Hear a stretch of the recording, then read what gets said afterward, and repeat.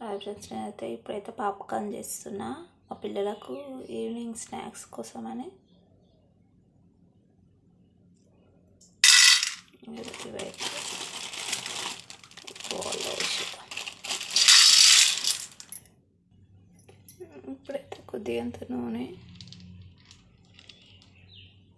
సరిపడా తీసుకోవాలన్నమాట. నూనె నేనైతే 2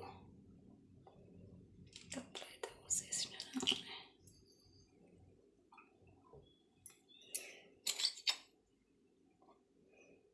కొద్దిగా పసుపు,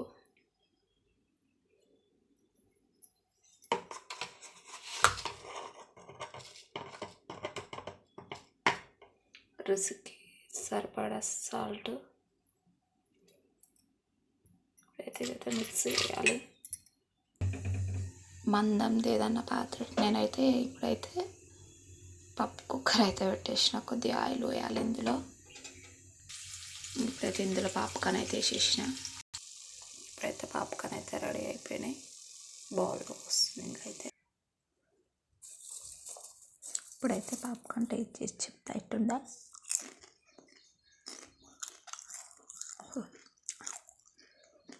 సూపర్ ఉంది పాప్కార్న్ టేస్ట్ అయితే. ఇప్పుడైతే టేస్ట్ చేస్తున్నా, చాలా బాగున్నాయి తినాలా. ఈ వీడియో నచ్చినట్టయితే లైక్ చేయండి, షేర్ చేయండి, సబ్స్క్రైబ్ చేసుకోండి.